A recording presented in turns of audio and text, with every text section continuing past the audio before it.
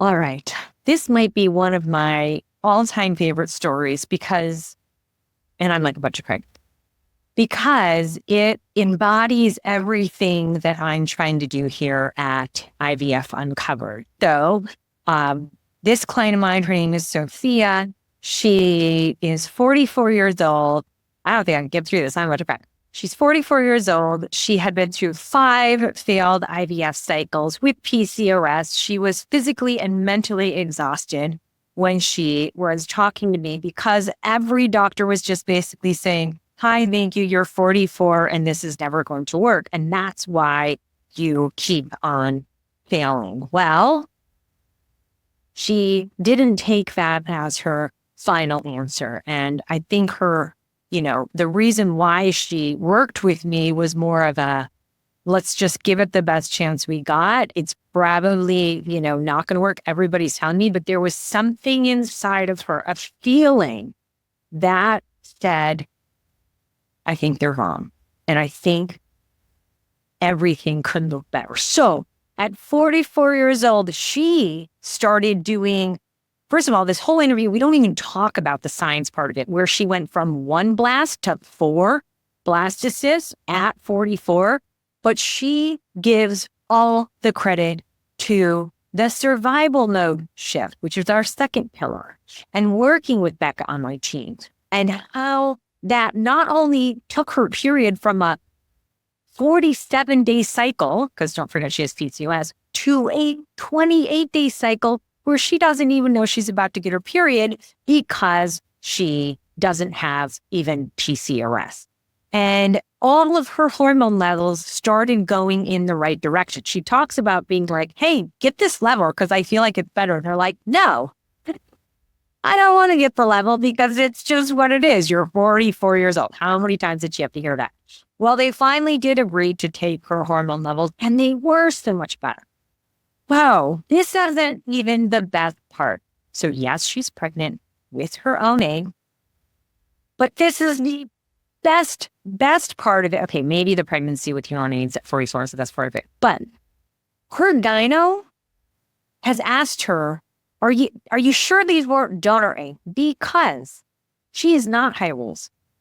She does not have gestational diabetes like everybody else in her family.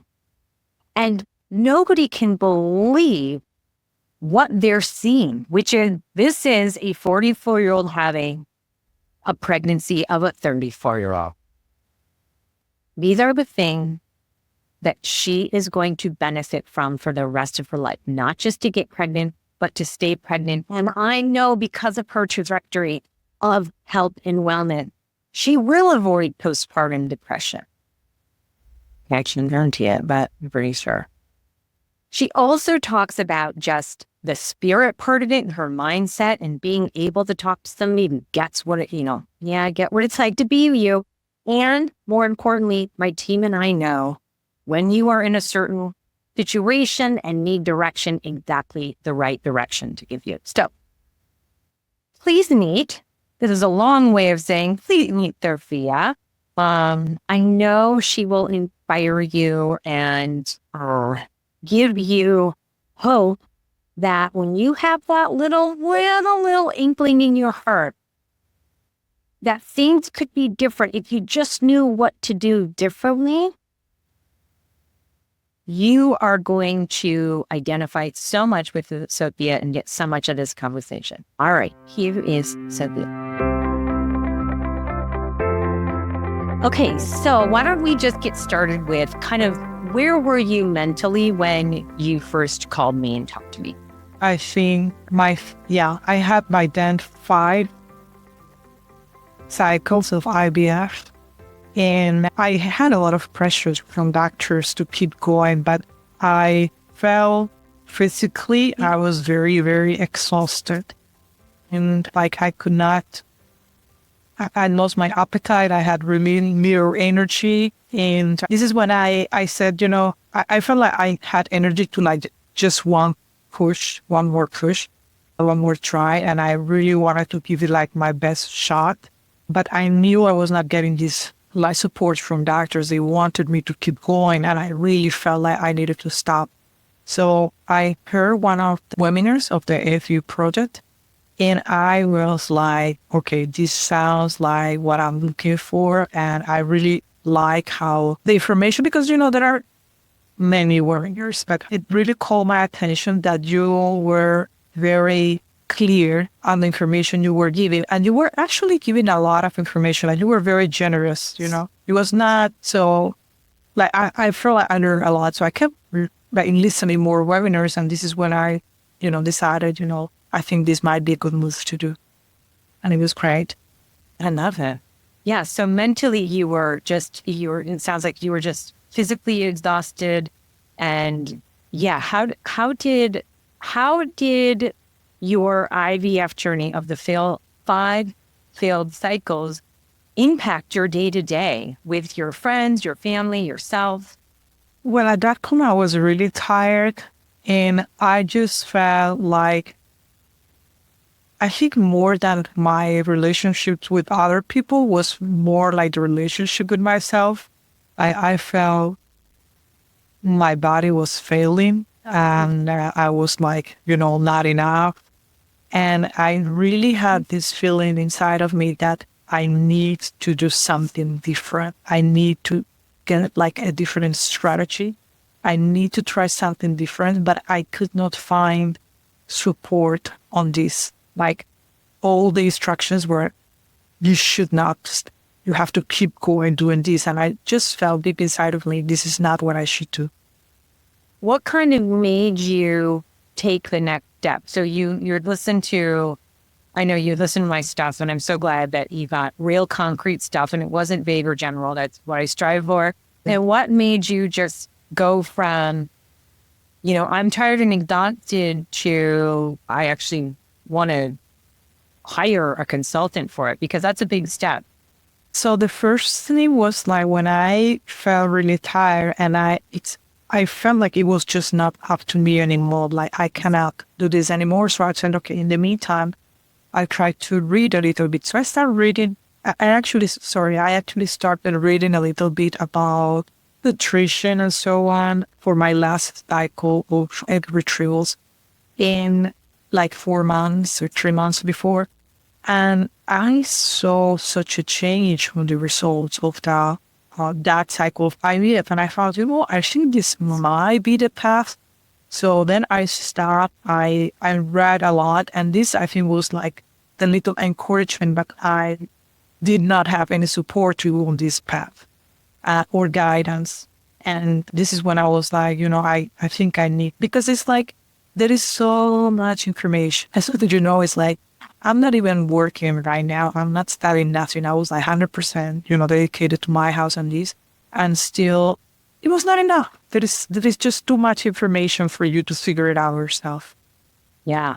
And that, you have such a great story with kind of going against the grain of the traditional medical system. And you tell people about like how you changed your nutrition and what it actually did, because I think I just got the chills. It's like, it's so amazing and powerful. Yet you were told over and over again, it doesn't matter. So talk a little bit about that story.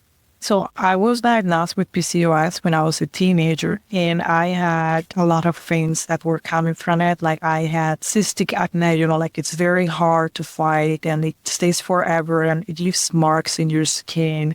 I had very painful periods and so on. And I did not have even like a suggestion that this could maybe, impact what we were doing in terms of fertility. But when I started reading a little bit and I did that last egg retrieval, the results that we got basically duplicated. Like, usually we were getting, like, because of the PCOS, they were retrieving a lot of eggs. But they weren't, I usually would have maybe 1 or 2 blastocysts, and only one of them from all those 5 cycles was, and I think when we did this last cycle, after I started with nutrition, we got, instead of 1 blastocyst, we got 4. And we usually would get unemployed blastocysts. Yes. And this time we got, I think, was 3 or 4 months, like something like this. Like it was really big different for only 3 months. So I started asking doctors, and they were like, that was really, really hard. And I think when I spoke to you and I started working with just functional practitioner who was great, like amazing guidance, like she really replied right away, like the million questions I have, because it was not only like my guesses, I had read a lot. I have a lot of questions for her. And when I started like talking with different specialists, like trying to put everything together, they were like, no, there is no need to do this test. It's just your age, your insulin it's not getting better. It's genetic. It's coming from your family, which is true. Like my family has unfortunately, a history of diabetes. So they said, and you can do, and for me it was terrible because I felt deep inside, this has something to do. I think this is the way. So it was great when I found that support on all of you, and I finally could understand what was going on. Like, I'm also the type of person that when things make sense to me, I have a little relief. So I could finally understand and imagine. I feel 17 years old having this problem to now I'm 44. Finally understand what was wrong was amazing. And I think the biggest or the most impact was when I went to doctors and I said, listen, I did a lot of changes. Could you please just do a checkup just to see if there is, if this is really working? And they were like, no, it's just age. You don't have kids because it's your age. Nothing to do. But I begged one doctor. They did one test. And one of my markers that was really problematic was testosterone. Was usually like way above the limit. And when they did this check, it was a third of what it usually was. And I was like, it was normal. It was kind of like, not only within the limit, but it was kind of like red, like perfect, like what's normal. And I could not believe, I never could achieve this. And then everything else came with this, like the rest of my hormones. I was also, and I would suggest, I think this would pray because you can see it. So I was having a chart of my period, which was super irregular, like anything from 1 to 47 days.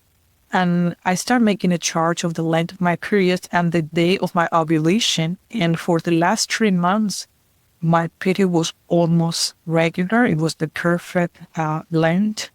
My luteal and the follicular phase were also a good length, like nothing was bad anymore. So for me, it was really shocking, all this change with time, because I guess that's another thing you know for this. And for this, I'm really grateful with you, Becca, because, with all this pressure of doctors, you also think you doubt yourself so much and you feel like, oh my God, I need to do this.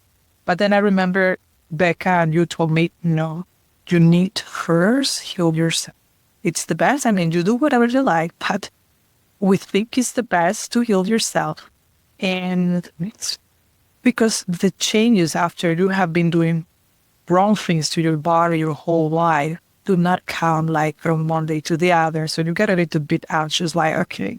So I did see some changes that were right away, but some others came after a few months, more and more and more changes until nowadays my body's so stable and so, healthy.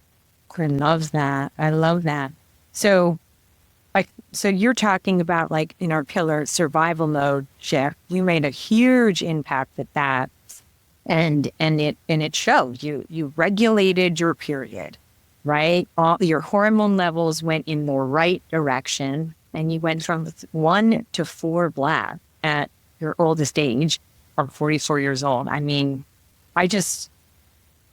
wasn't surprised by the results. I was just so proud. What I was most proud about, I literally just got the chills, was when you would text me and tell me, I did this. I was able to change this myself. I couldn't, it was so empowering to hear, because for so many years you were told it's impossible to change your cycle and it's impossible to, change these hormone levels and you're just 44. So deal with it. It's going to be hard. It's going to be unsuccessful. And that didn't sit right with you. And you made the changes and I just remember like, you're almost like crying, telling me like, I was right. Like, look what I did. Look what I did. And I was so proud of you for that. No, you guys were great. And I also think it was a shift on my mindset that helped a lot. Like at the point I started seeing changes, and there were like a lot of changes in my health. Like I remember there was one day that because I was so used to my periods being irregular and really, really painful. And one day my period came and I didn't notice, and I even like make my pants a little bit dirty. And I was like, my goodness, I did not feel anything. I did not have any PMS, nothing, no pain. I feel like I'm a teenager again, which is crazy, like to kind of like age the other way around. But I think mindset was a big step just to think, because, okay, also in the middle of this, something amazing happened. And it was when I started working with you and Becca, which I was kind of like on a break, trying to relax. And I got pregnant naturally. That it ended up in a miscarriage, unfortunately. But for me, it was like, it's the first time in my life I'm ever pregnant. I didn't even try to get pregnant. And it was like, and that gave me a lot of hope. But also this was a big lesson for me that there is a lot I could do for my health, and that was great. It was not like doctor says it is. So one doctor told me there is nothing you can do. You're just too old to have babies. And I remember leaving this place crying because I have the feeling there was stuff I could do. So, but not to put like the expectation of X or Y, just to think after this miscarriage, I just start to think, I just want to be more healthy. More healthy. Definitely my body needs different stuff. I feel so much better. And if God gives me a baby, that will be great. But if not, I'm also healing myself. So your motivation was just, it was, listen, I'm 44. Everyone's telling me it's basically impossible. I'll take that. I need to feel better mentally, physically. And so that was your core motivation.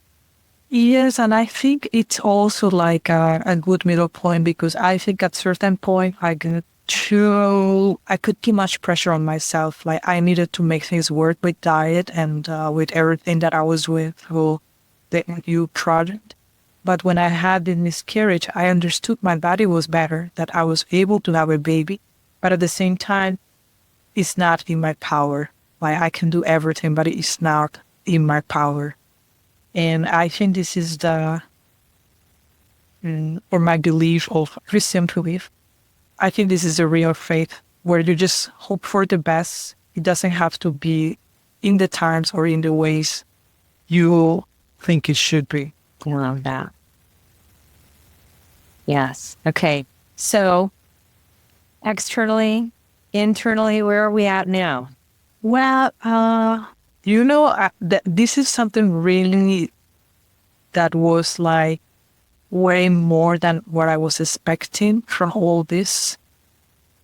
Usually nobody talks about pregnancy. Like we're so focused on fertility and trying to get pregnant.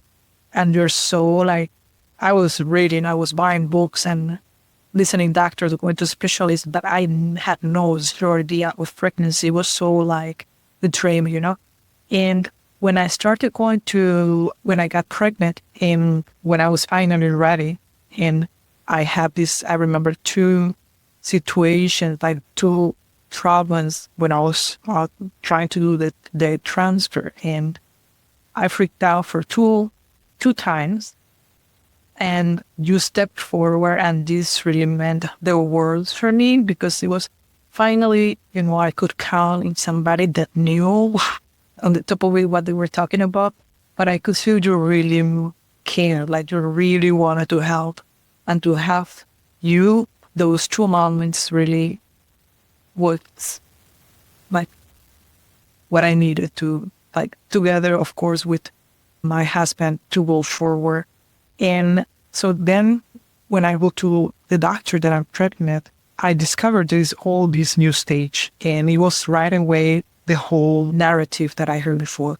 Oh, you're too old, your baby can die, your baby can be sick, your baby can have a heart problem, your baby this and your baby that. And we don't know if this is going to work. And, again, the insulin resistance part, like you might have problems and gestational diabetes and so on. And thanks to the FU project, I got very interested in functional medicine. I had all this support from the program, which was great because it's like, I think I text you, like you are preparing for the Olympics and when you finally get to the finals, it's like, oh, that's it. And you're like, no, this is like the most important stage. I need your support. And the more I read, the more I understood. And of course, now I have 29 weeks. Thanks God, I have done all tests. Everything is perfect. Everything. Gestational diabetes, everything is perfect. I have nothing. Not high blood pressure, nothing. And everyone is kind of like, they were expecting something different. Even the one doctor was like, this is your own ex. I was like, yes. It's kind of like she didn't believe that it was my own ex. And the more I read, the more I understood. And actually, one doctor told me this. He said the reason why you don't have any trouble is because you were so healthy when you started the pregnancy. And this makes a whole difference. If you don't start your pregnancy healthy, and it's going to be hard to fix it during the pregnancy. And I'm so grateful for it because after all this IVF journey, the last thing you want is to have more of this overwhelming, a little bit. I mean, I like doctors, my sister is a doctor, but it can be a toxic environment. This is the last thing you want. You want to finally, have just a restful, natural, and peaceful pregnancy that you can enjoy. And I know that now I could enjoy this thanks to all the advice that I got in the FU project. Okay, so what part of motherhood are you most excited about? As you said, like most of your clients are a little bit control freaks. And I did get over it a little bit, but I'm still, I still have my thing. So right now I'm more interested in reading. All this fertility process also taught me that you need to be informed. And I'm trying to learn the same about pregnancy and with functional fertility and so on, functional medicine. And I'm trying to learn about like the best way to care for my baby. That's what I'm most focused about, and like how we're going to make birth. So we have the options for home birth or in a birth center or in a hospital. And I was surprised that we actually passed all the requirements for home birth life. Because I'm such a good shape, like I'm so healthy that they don't see me like a high risk pregnancy, even though I'm 24. Amazing. Absolutely amazing. I love this for you. Oh, I just love this for you. Okay, so if you could give somebody in your exact same shoes that you were, you're 44, you're being told, it's your age, it's your age, it's your age, you have PCOS on top of it, really, there's nothing much we can do. What advice would you give somebody in those exact same shoes to help them start thriving instead of kind of barely surviving? I think at the beginning for me was more like just logic. Like I cannot expect a different results from doing the same. But there was also an internal part. And I think the advice will be to trust yourself. If you feel like there's something else that can be done, that there is something different that can be done, that there is something that feels better, try it. It worked very well for me. Kind of that theme I talk about all the time. If it doesn't feel right, it's not. And therefore, like, if you're doing something and it does feel right, it is. Kind of that. Yes, and I think, and it's not only about fertility. I now feel it's also about pregnancy. Women are not in the center of everything. I think our instincts, our feelings, and our wishes about how we want our babies, what we want to do with our bodies, and what's the best way to do things should count.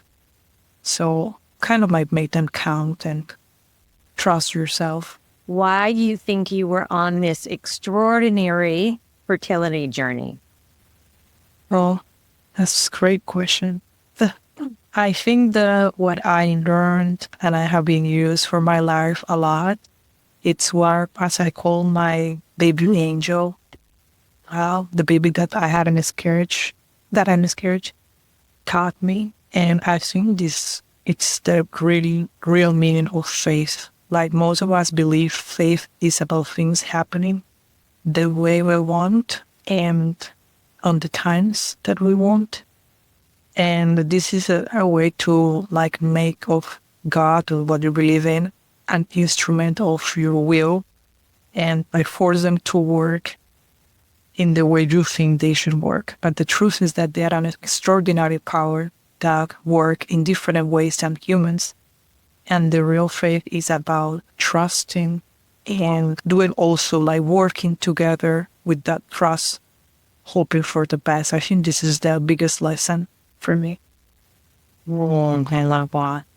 Well, thank you so much, Sophia, for doing this with me. I'm just so I mean, I have so many favorite stories, but I have to say, and I've told you this many times, like you're just such a amazing story, but of just everything that I try to preach, which is like when you feel like you can do something or make a change, or you feel like this doesn't sit right with me, that there's nothing I can do, you're that, you know, and I just could not be happier for you and what you've done to advocate for yourself, right? A lot of people talk to me and get the information, but weren't able to advocate. And I know that wasn't comfortable for you, right? And I know that you're not that kind of typical person that like, I'm going to get this done, because I wasn't either, right? So I just could not be prouder for you that you really took charge of your own health, wellness, and you're going to be the best mom, and you're having such an easy pregnancy. It's just all amazing. It's all amazing. And well, I'm just so thankful with the FU project. And I cannot believe this is happening. I know many people that is in this journey feels like this. You know, it's when I got pregnant, it took me like 3 months to kind of like accept it. Like I could not believe this can actually happen, because this is what they tell you, and you believe it.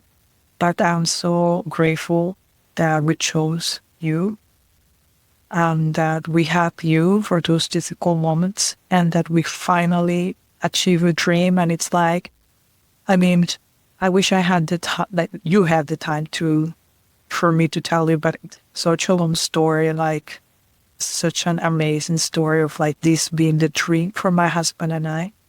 None of us had kids. It's been a long journey. We just moved to US, and as you know, my husband is from Ukraine, so it was a long way until he came here. It's just amazing. This is all happening. We both feel like this is surreal, that this is so good, you know. But so thank you. You're welcome. I love you, Mama. I'm so happy for you. Well, that was our uncovering for the day. If you have a feeling that your IVF protocols or strategies could use a second opinion, start with our website, tashablasi.com, for resources and even a free discovery call where we can learn about your specific IVF needs and see how we can help.